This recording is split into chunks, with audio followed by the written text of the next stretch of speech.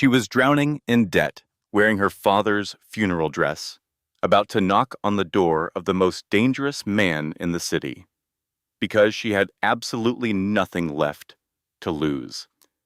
One ruined suit, one business card, one impossible deal. Pretend to be his wife for 5 days, walk away with $300,000, and never speak of it again. Simple enough, until his dying grandfather looked her in the eyes and asked, "Do you love my grandson?" And every rehearsed lie she'd prepared just disappeared. Here on this channel, we tell stories about powerful men with guarded hearts, about love that sneaks up on you in the most unexpected places, and about the families, messy, complicated, and fiercely loyal, that make us who we are. This story reminds us that sometimes the biggest risk isn't losing everything. It's finally letting yourself be seen. If this story moves you, hit like, drop a comment telling me what moment got you, and share it with someone who needs to hear that love can find you even in your worst chapter. Subscribe so you never miss the next story. We drop new ones every week. I was 23 and I felt so old, so tired.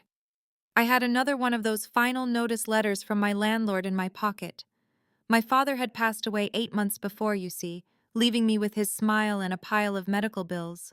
He always talked about a life insurance policy, but it turned out he'd let it lapse to help pay for my college books. I had to drop out anyway. It's hard to study literature when you can't afford groceries. I was heading to work at this incredibly fancy restaurant, Lumiere. It was Christmas Eve, a time for rich families to celebrate, and for people like me to serve them. The kitchen was pure chaos, as usual. I remember tying my apron and catching my reflection. I looked like a ghost, all dark circles and a uniform that was too big on me. Grief, I learned, is a heck of a diet. My friend Simone rushed by and pointed me toward table 12. The dining room always felt like another world, smelling of money and fancy food. Table 12 had 4 men in beautiful suits, the kind of quiet wealth that doesn't need to shout. 3 were laughing, but the fourth one, he was just watching the room. There was an intensity about him that made me nervous. I went over, put on my best smile, and asked for their drink order. One of them ordered a Macallan 25 without even looking at me. When I asked the quiet one what he wanted, he finally turned his gaze on me, and honey, I almost took a step back. His eyes were like dark coffee, and he looked at me so intently. He was young, maybe early 30s, and handsome in a way that was almost intimidating. He had this tiny scar through his eyebrow, the only thing that wasn't perfect. All he said was, "Water." His voice was low and controlled. I remember feeling his eyes on me even after I walked away. At the bar, Thomas, the bartender, whistled when I told him the order. "That's $300 a pour," he said. $300. That was more than my grocery budget for a month. For a moment, I just froze. The rest of the evening was a blur of serving and smiling, my feet aching the whole time. The men at table 12 ordered all the most expensive things, of course. The loud ones got louder, but the quiet one, he just watched me. He watched my every move. Looking back, it wasn't creepy, more like he was trying to figure me out. Then, one of the men snapped his fingers at me to get my attention. "Can you believe it?" Snapped his fingers like I was a dog.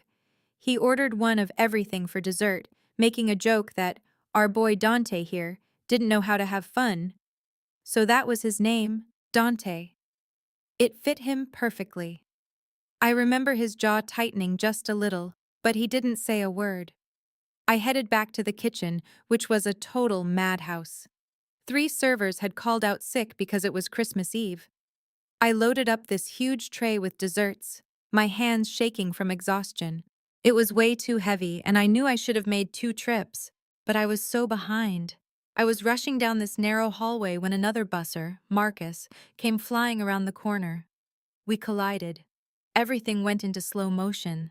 I remember the tray tipping, and then all those beautiful, expensive desserts just started to fall. There was this awful silence in the dining room as they hit the floor.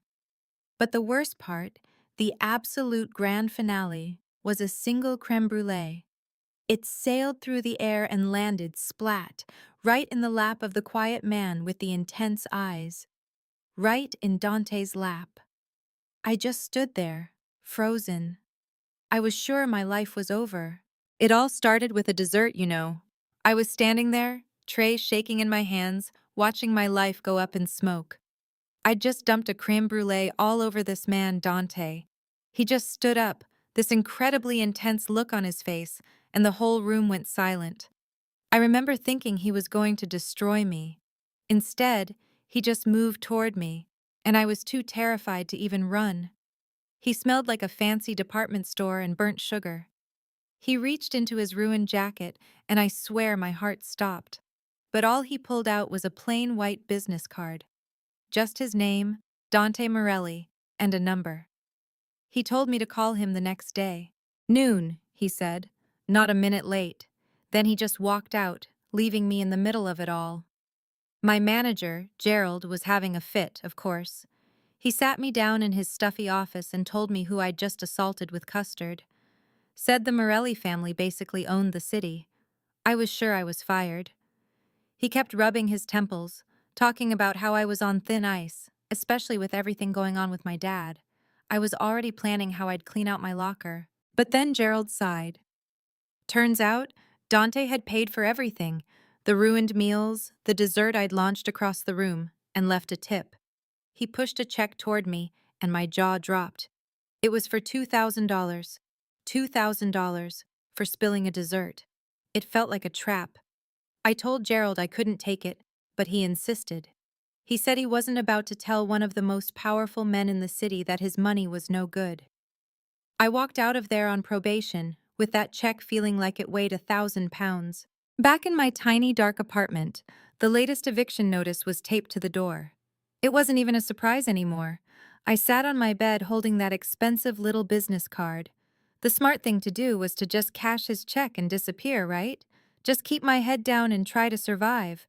But I wasn't surviving, I was drowning. Every day was a struggle. I looked at that card and thought, what do I really have left to lose? I was already losing everything. I didn't sleep a wink. The next morning was Christmas, of all things. I made coffee and watched the city wake up, feeling completely alone. At 11:59, I finally dialed the number. He answered on the first ring, and he knew my voice. Aria Bennett, he said. He told me a car would be there in 1 hour. No explanation, just an order. I remember staring at my phone, my heart pounding. Instead of running, I went to my closet and pulled out the only nice dress I owned, the simple blue one I'd worn to my father's funeral. You know, I'd never been in a car that fancy before. It arrived at 1 o'clock sharp, this gleaming black town car. The driver held the door for me, and I remember sinking into the leather seats, watching my world fade away as we drove toward the part of town with doormen. He dropped me off at this incredible limestone building, telling me to head to the penthouse. The elevator didn't just go up, it felt like it was ascending to another world. It opened right into his apartment, which was just vast. Windows everywhere looking out over Central Park. Everything was white and spotless. And there he was, standing by the window.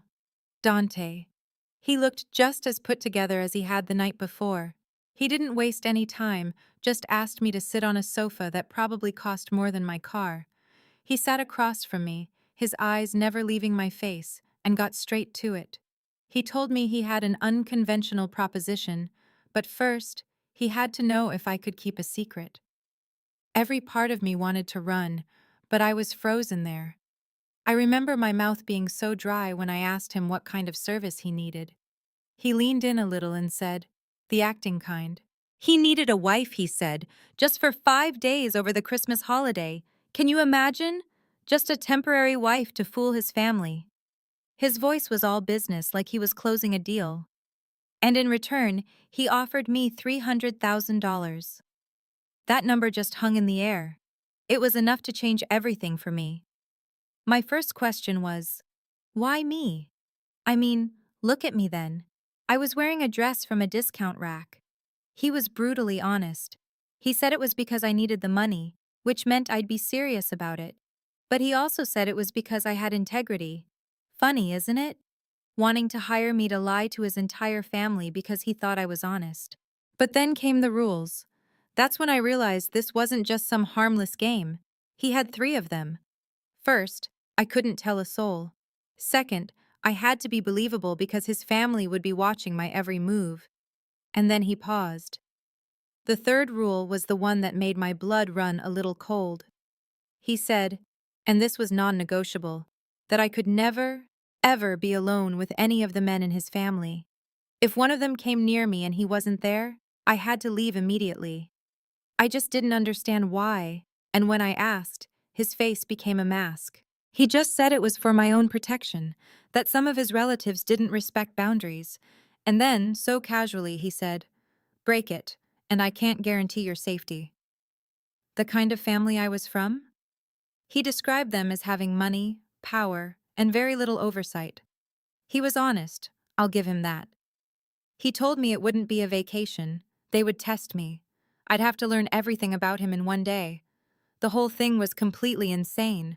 But honey, I was drowning, and this felt like the only lifeboat in the entire ocean. When I finally managed to ask for a contract, he actually smiled.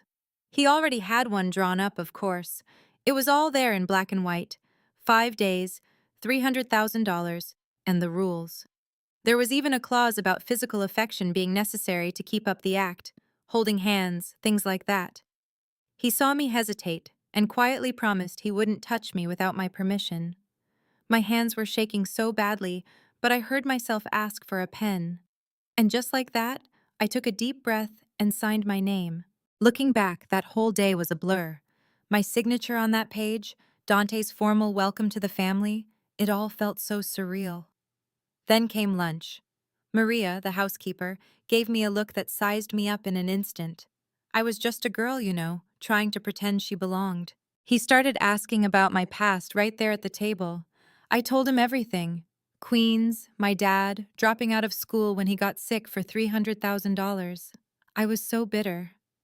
But then he looked up and told me he'd lost his mother too. It was the first time we truly connected. We found a little common ground in our grief, you see. He asked about my dad, and I told him what a good man he was. Dante said Dad left me with strength, not debt.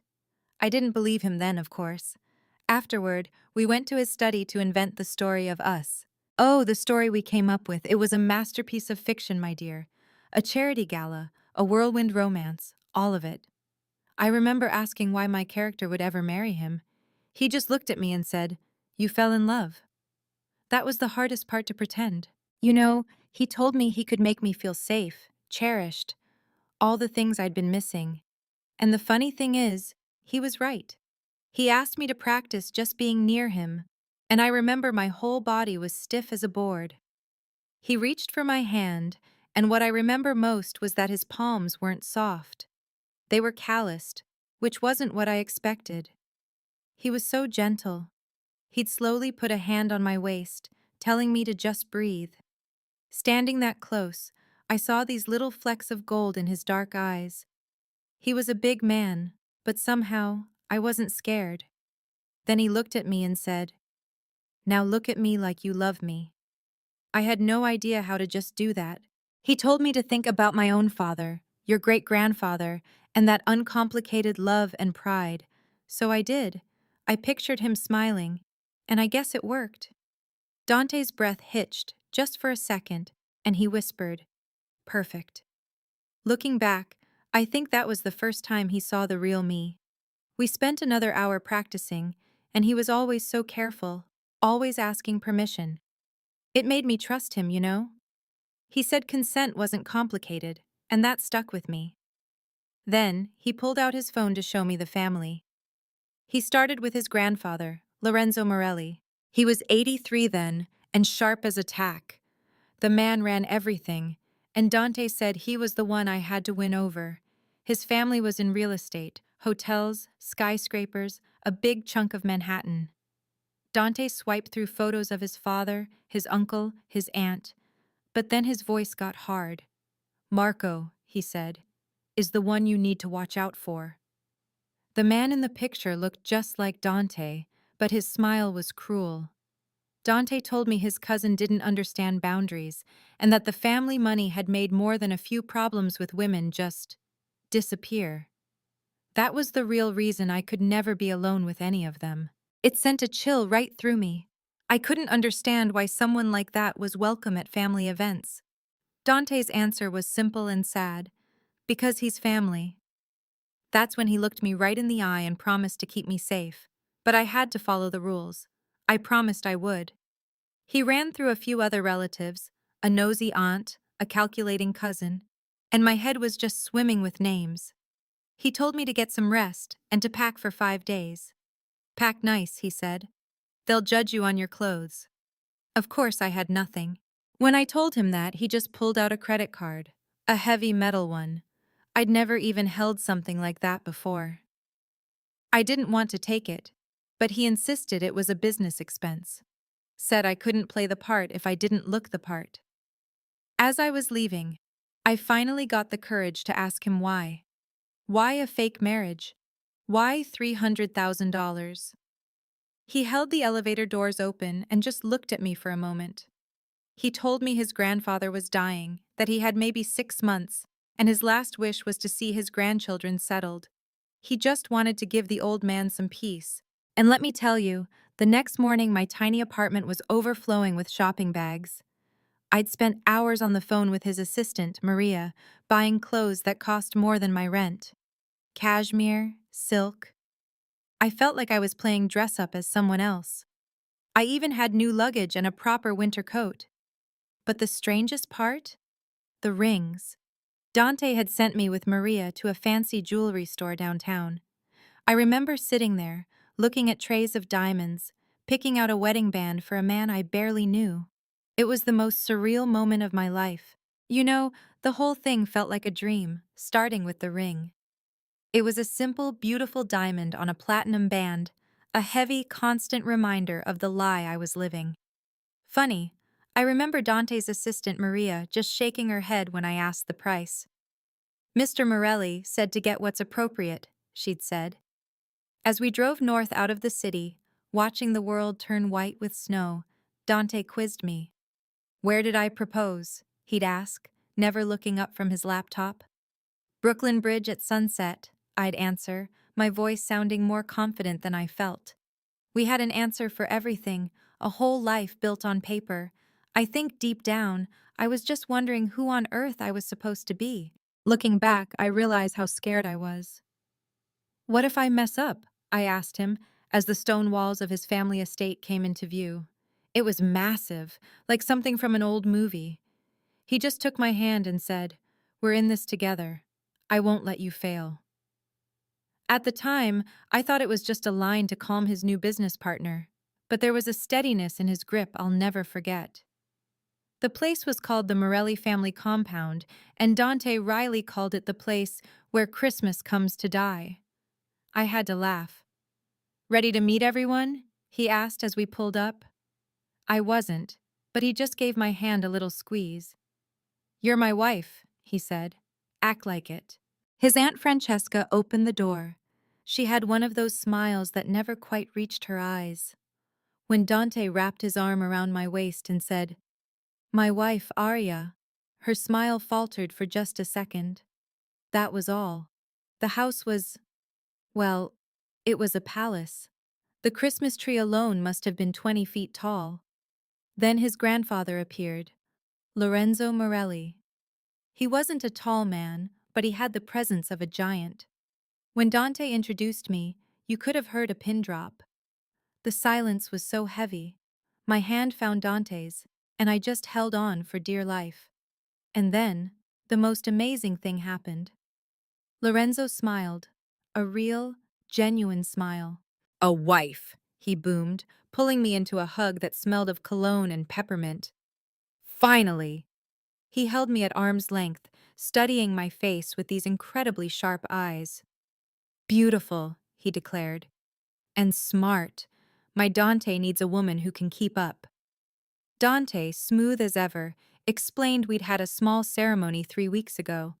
Francesca couldn't hide her shock. You've only known her 6 months, she chirped. I remember correcting her, my voice barely a whisper.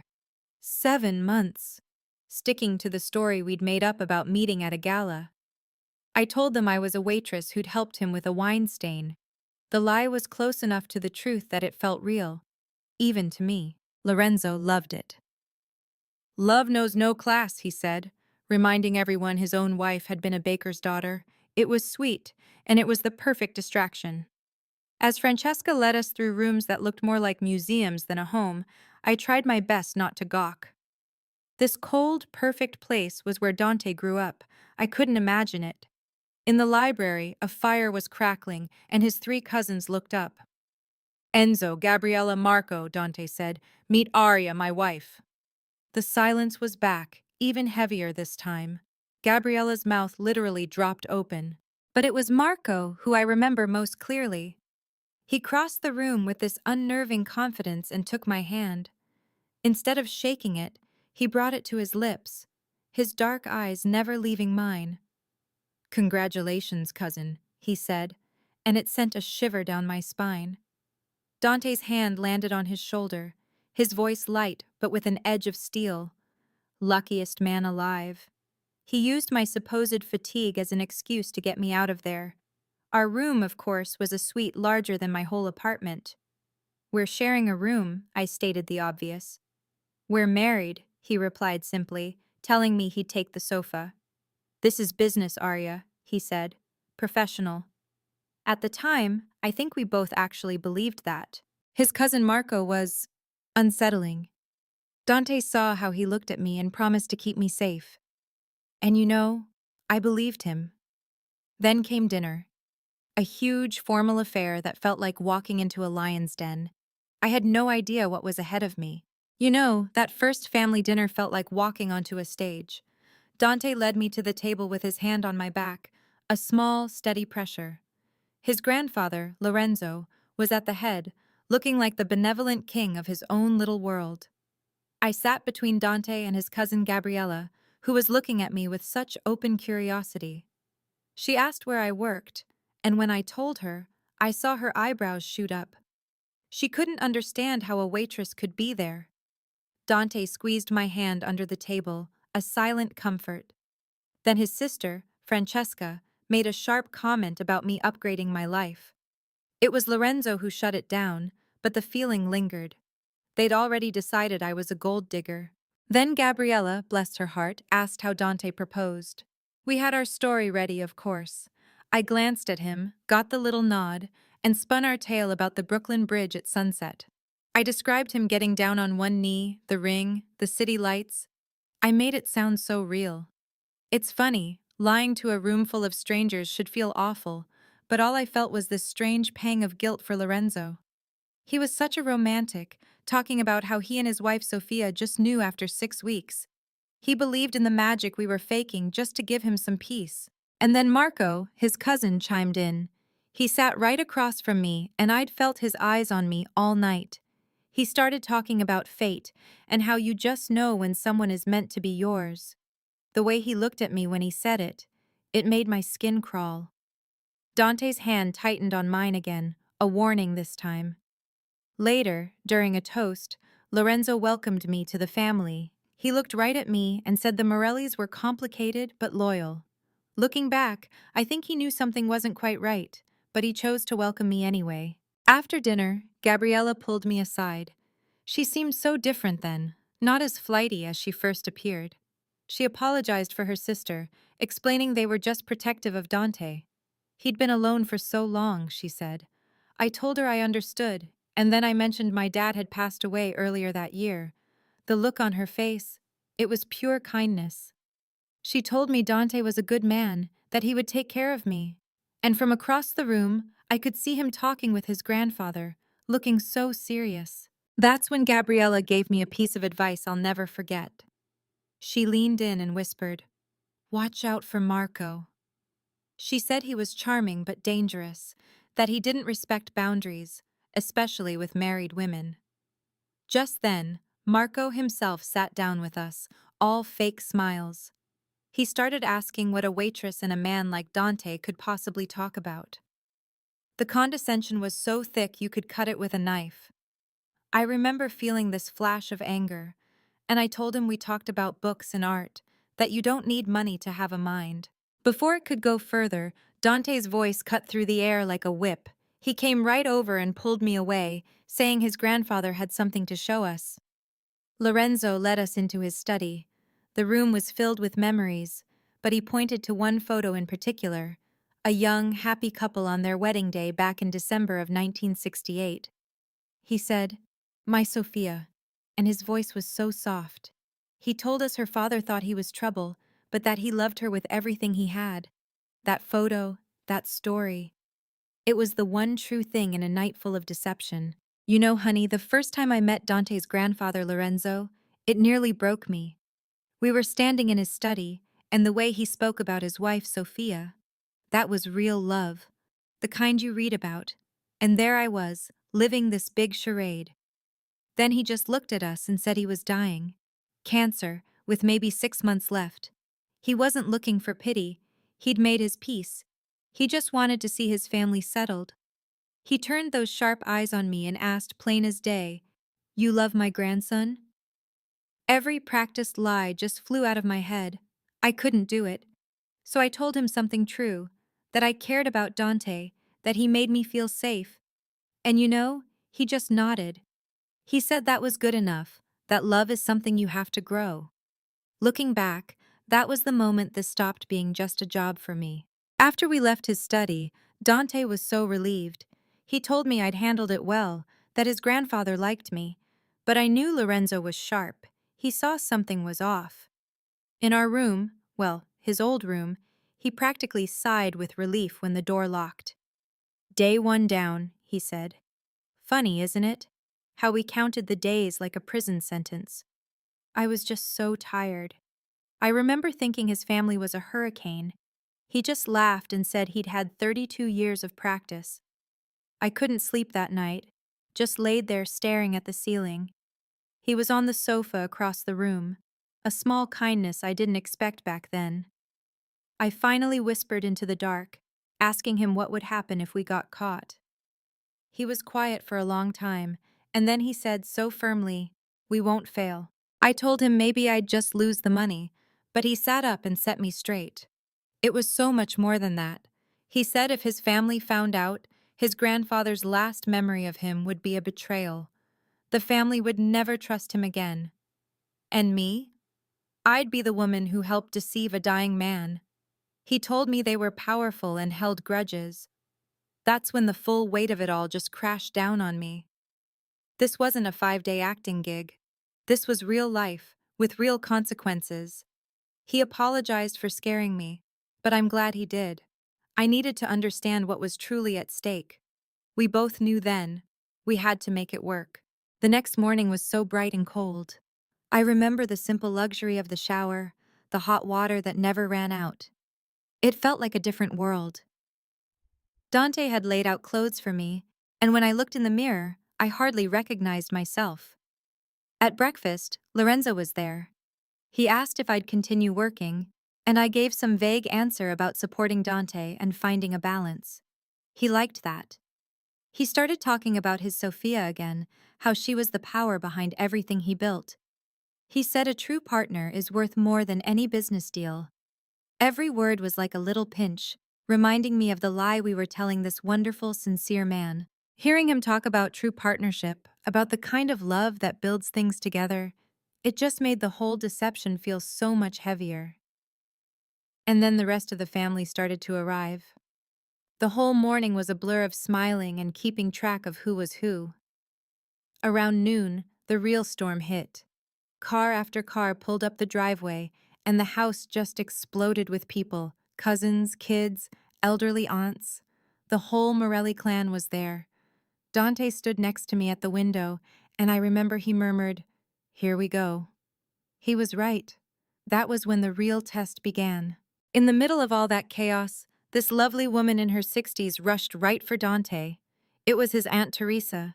She gave him this huge hug and then turned to me, this mystery wife she'd heard about. She smelled like expensive perfume and peppermints. She pulled me into a hug, too, complaining that Dante got married without inviting her. I mumbled something about it being sudden, and she just waved it off, promising a huge party for us later.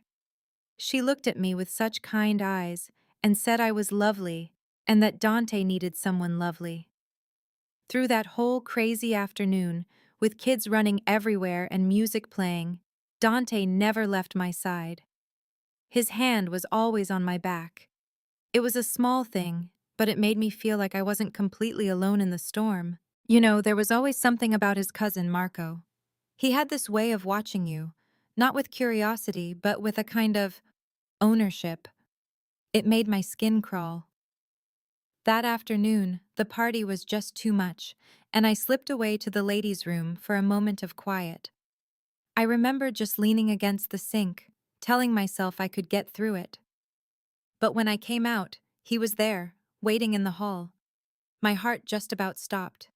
He blocked my way, wanting to talk without Dante around. I tried to sound braver than I felt, telling him Dante wasn't hovering, he was just attentive. But he just smiled, and I remember my back hitting the wall as he stepped closer. He said something didn't add up about our sudden marriage. I told him I didn't care what he thought. But then he said the one thing that was my deepest fear. He called me a waitress playing dress-up, said I wasn't Dante's type. It stung, you know, because a part of me believed it. But I looked him right in the eye and told him to move or I'd scream. He just laughed and stepped aside, but not before he said something I'll never forget. He told me the family eats people like me for breakfast and that I'd never be one of them. He left me shaking.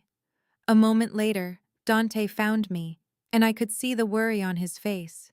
He knew something was wrong, but I just couldn't tell him. What would have been the point? It would have just caused a scene. So I lied, said I was just tired. That whole day feels like a blur now. Dinner was this huge affair, 20 people, and I felt so out of place. Marco was still watching me, and I just tried to ignore him. But then Lorenzo, the grandfather, stood up to speak. The whole room went silent. I remember his voice, so frail but so strong. He told everyone it would be his last Christmas, that the doctors had told him how much time he had left. He wasn't sad, though. He just wanted to see his family together one last time. He told them not to pretend, that he'd lived a good life. It was so honest and so heartbreaking. I've never felt like such a fraud. Lying there in that big bed, I couldn't get his words out of my head. We were deceiving this dying man whose only wish was to see his family happy. It turned out Dante was awake too, over on the sofa. His voice just came out of the darkness, asking what I was thinking. I finally just blurted it out, asking him if the lie bothered him. He was quiet for a long moment. Then he got up and came to sit on the edge of the bed. He told me it bothered him every single day. Every time his grandfather looked at us with that hopeful expression, he felt like a monster. But the truth, he said, was so much worse.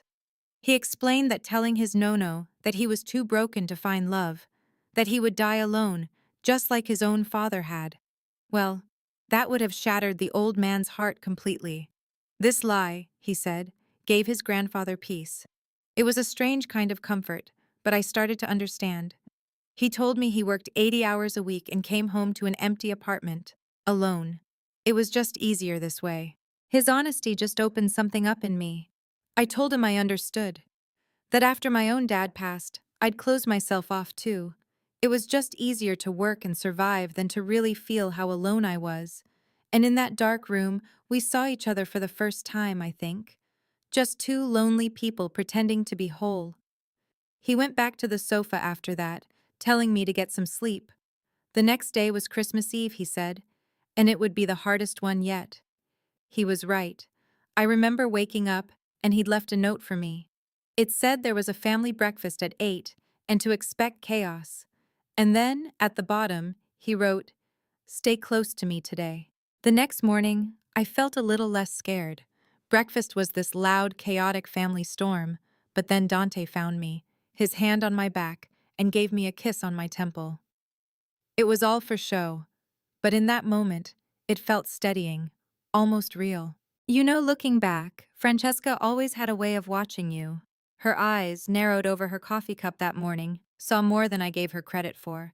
I thought she was just suspicious, but now I see she was fiercely protective. It was all about family, and that family had traditions, like decorating the giant Christmas tree. Lorenzo, frail as he was, explained that each person adds one ornament, something that tells their story. It was a living history, he said. Everyone came forward. Enzo with his golden scales for justice, which I always thought was just ambition, and Gabriella with a little Eiffel Tower. Marco, though, he chose a knight, a chess piece. He looked right at me and talked about strategy. It was the first time I felt a real chill in that house. A long game. Even Dante felt it. His hand tightened on mine. Then old Lorenzo called my name. We had planned this, you see. Dante stepped up with a simple glass heart, talking about love being the foundation of marriage. He was so earnest. But then his grandfather looked at me, waiting. My heart hammered in my chest. I took the ornament and just said what my father always used to tell me, that love isn't about big gestures, it's about choosing to show up for each other, every single day. The room went silent. When I looked back, Lorenzo had tears in his eyes. He just whispered, "Beautiful." That was the moment I thought, maybe we can actually do this. But things were never that simple. Dante praised me for what I said, but I felt like such a fraud. Later, the men went off for their cigars, a ritual Dante couldn't escape. He was worried, but I waved him off. "I'll be fine," I told him. Famous last words. An hour later, I was in the conservatory for what felt less like afternoon tea and more like an interrogation led by Francesca. She zeroed in on our story. "So, a charity gala?" she'd ask, stirring her tea so slowly. "Which one?" I had the answers ready, of course. We'd rehearsed them. The children's hospital, the spilled wine. I was a caterer. It all sounded plausible, but her smile was razor sharp. I told her how we started talking about French novels, which was actually true. That little detail seemed to soften the room, especially Gabriella. For a moment, they were all just reminiscing about Dante as a teenager, and I could breathe again. But Francesca wasn't finished. "Tell me about the proposal again," she said. So I did. I built them a story from pieces of movies and daydreams, the light on the water, his hands shaking as he opened the box. I described it so vividly I think a part of me started to believe it too. I even told them I cried so hard Dante had to ask me 3 times for an answer. That finally made them all laugh, even Francesca. I found myself defending him, saying how he'd learned to listen, to really pay attention, and it was true. He had been so careful with me, always checking in.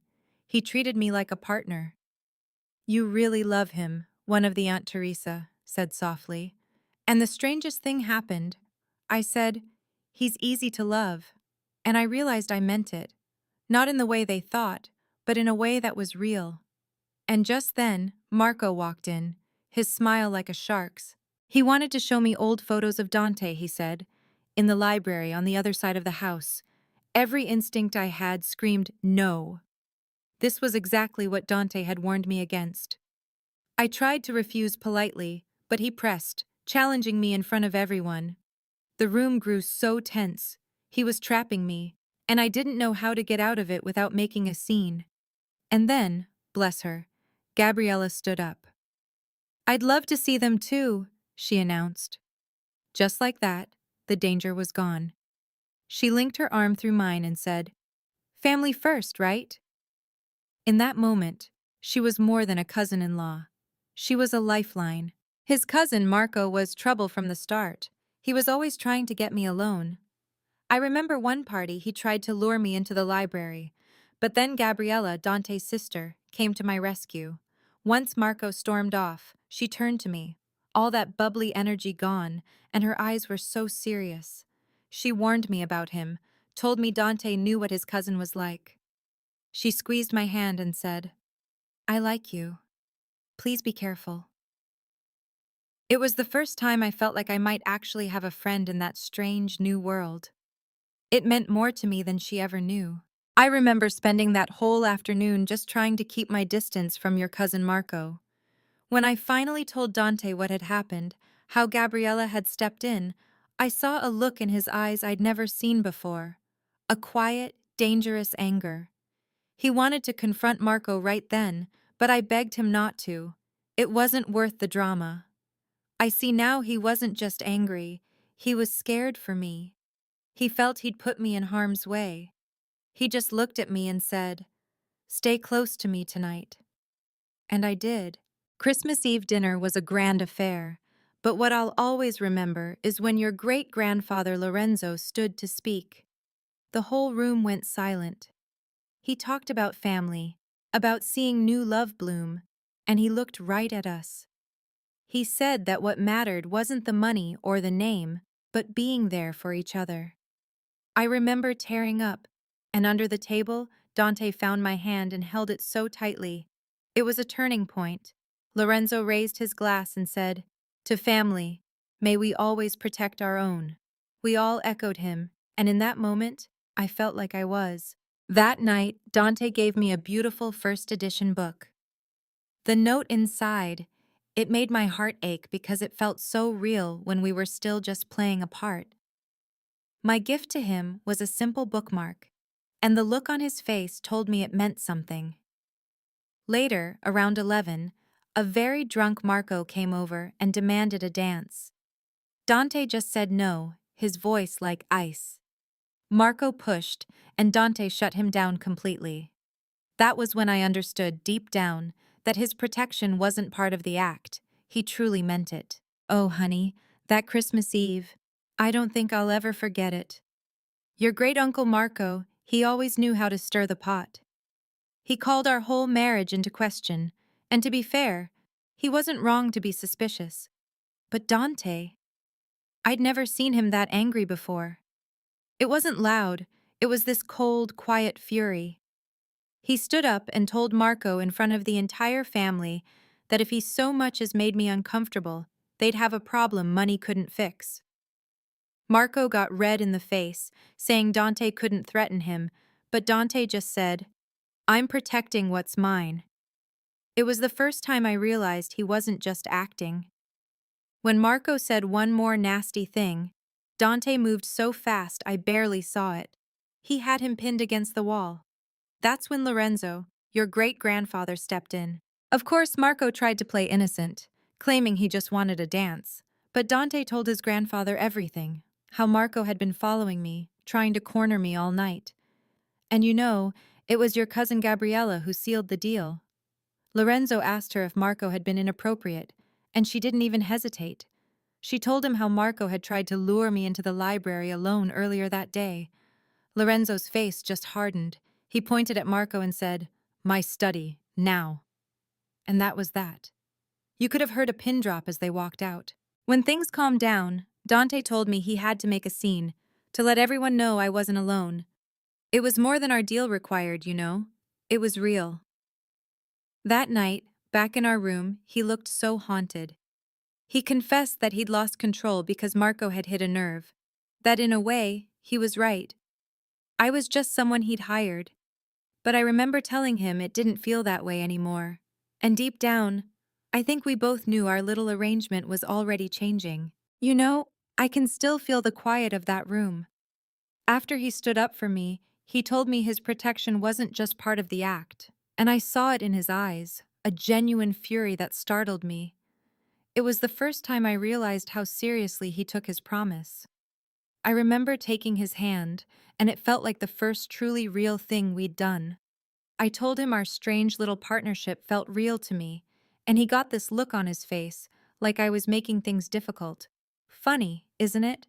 He wondered how I was handling everything so well, but honestly, I was terrified. I just channeled my dad's advice. You just keep showing up. And in the middle of all that chaos and fear, there were these little moments of peace just talking with him. We must have drifted off to sleep right there on the sofa. I remember sitting with him, our hands intertwined, listening to the old clock chime. Christmas Eve was ending, and soon, our pretense would be over too. A part of me was already dreading going back to being strangers.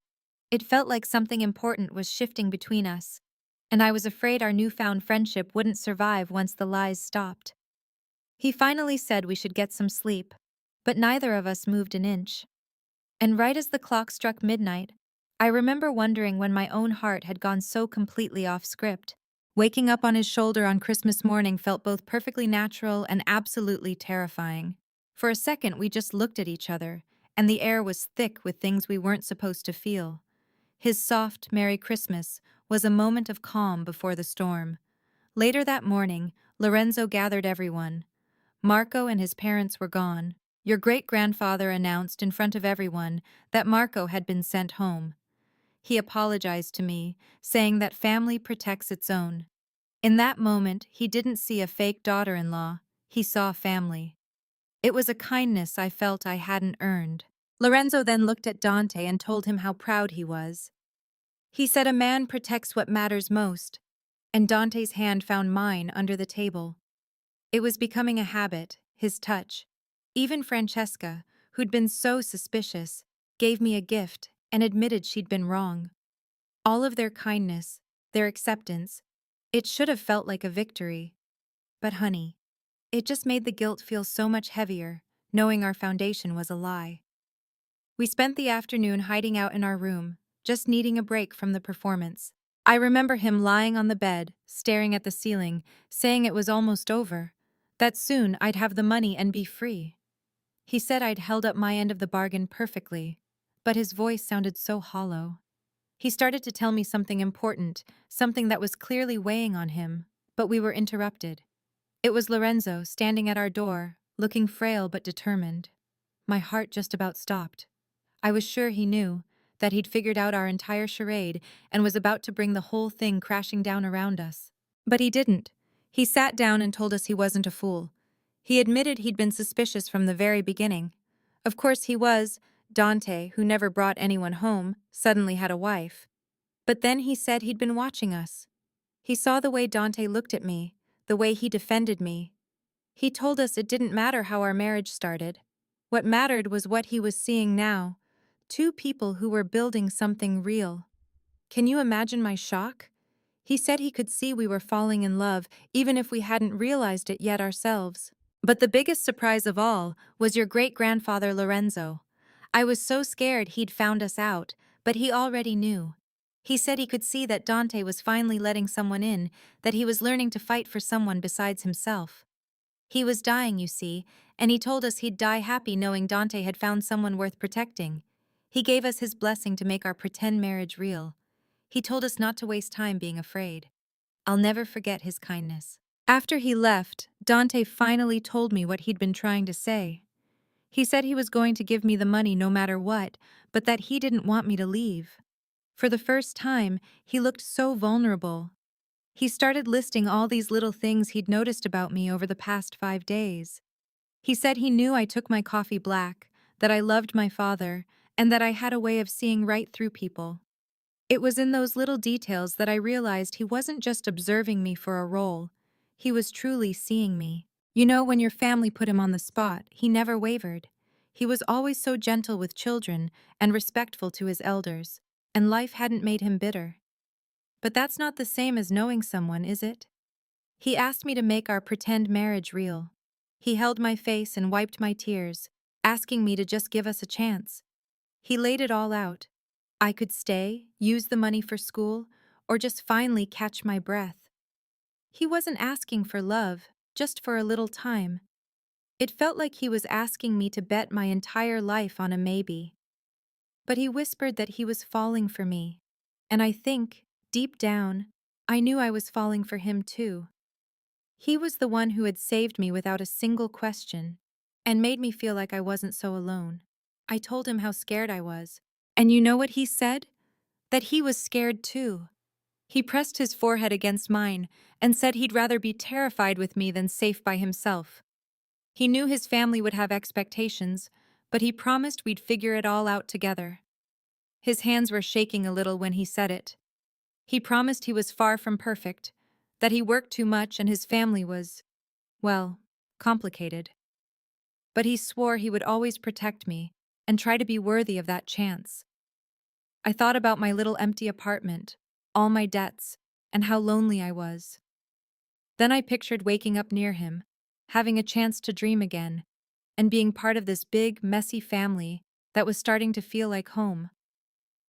But mostly, I thought about how my heart just soared whenever he smiled at me. So, I whispered, okay. And the smile that lit up his face just softened everything about him. Then I kissed him. It was gentle at first, both of us so unsure. But then he pulled me close, and it felt like coming home. When we finally came up for air, we were both a little dizzy. He murmured that we should probably go tell everyone we were staying together for real, and I reminded him that they already thought we were. He laughed, this wonderful, happy sound, and said his nonna was going to be insufferable, claiming he knew it all along. He was right, of course. We just held each other for a while, listening to the happy noise of the family downstairs. Eventually, we had to go back to the party, but for a little while, it was just our secret. Later that night, Lorenzo asked us to his study. The whole house was quieter then, and he looked so frail. He wanted to give us something, he said. It was a letter, his formal blessing. He said it was to protect us from Marco after he was gone, to stop anyone from questioning our marriage. But it was more than that. It was his personal blessing for our happiness. I'll never forget how Dante's jaw tightened when he took that envelope. His grandfather had given him peace, and in return, Dante had given him hope. Lorenzo turned to me and made me promise to take care of Dante, telling me he was softer than he let on. And I meant it when I said I would. He passed away just 3 days after we returned to New York. The call came at dawn. Dante was so strong on the phone, but then he just sat on the bed and broke down. I held him for the longest time while he finally let himself grieve. The funeral was enormous, a real testament to the man he was.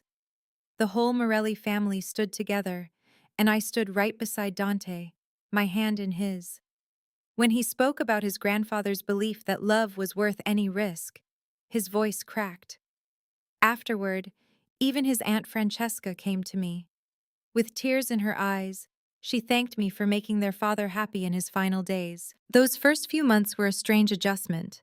Dante dove into managing the estate, and I finally paid off every last one of my debts and enrolled in online classes to finish my degree. The penthouse felt impossibly huge at first, but slowly we started building a real life. He'd come home, tired from a long day, and I'd have dinner waiting. We would talk for hours. I'd cover him with a blanket when he fell asleep on the sofa, just watching him, feeling this fierce need to protect him. We were learning about each other in all the quiet little ways, how he needed silence in the morning, and how I needed music when I cooked. We were just two people, learning to be a family. 3 months after Lorenzo passed, we learned he had left us the most wonderful gift. Not a pile of cash, but properties for our future. He wrote in his will, "May they fill these homes with love and laughter." And honey, you'll love this part. One of the buildings was the one where I first met your grandfather. The very restaurant where I'd accidentally dumped dessert on him. He had bought it 6 months before he passed. It was like he knew all along that our story had just begun. Lying in bed that night, we finally talked. We were both so terrified this wonderful thing between us was too good to be true. But we realized your great-grandfather was right. How we started didn't matter. What we chose to do next was everything. And we chose each other. 6 months later, we stood in that same garden and renewed our vows, for real this time. It was a perfect spring day, and your Aunt Gabriella cried through the whole thing. It wasn't a grand, dramatic beginning. It was quiet and real, and it was ours. Our wedding was something else, you know. Francesca cried her eyes out, of course, happy tears. Even Lorenzo, your great-grandfather, managed a smile. And when they finally pronounced us married, your grandfather kissed me, and it felt like everything all at once. The reception went on for ages. I remember sneaking out to the garden, just for a moment, and seeing the little memorial we put up for Lorenzo. It said, "Love is the foundation. Build well." And I remember whispering, "We're trying." It was a year later when we came back for Christmas with our own news. We told everyone about the community center we were opening, naming it after his grandmother Sophia. They were all so happy, but I stopped them. I took Dante's hand and placed it on my stomach, which was still flat then. "We're going to need a nursery by summer," I told them. Oh, the chaos after that. Just pure joy. Later that night, I thought about the girl I'd been just a year before, so scared, doing anything just to survive. I never could have dreamed of a life like this, of a family that was mine. "It's funny," Dante said to me in the dark. "You know, if you hadn't been such a clumsy waitress and dropped that tray, we never would have met." He was right, and I just laughed and said, "Thank God for that. And thank goodness for grandfathers who see things you can't see yourself." The snow was falling that night, just like it did on the first Christmas Eve we spent there. But this time, I wasn't playing a part. I was just me, and I was home. That business contract was long gone, replaced by something real: vows, trust, and a love that grew from the most unlikely start. He wasn't the man who trapped me. He was the one who taught me that the biggest gambles can give you everything. Love can find you in the messiest of moments, in a suit covered in creme brulee, with a business card pressed into your hand by a stranger who changes your whole world. This content was carefully researched, developed, and manually edited by our team to deliver meaningful stories with valuable life lessons. Every narrative is crafted to entertain, inspire, and empower our audience. We believe that great stories can change lives, and we are committed to bringing you content that matters. Thank you for being part of our community.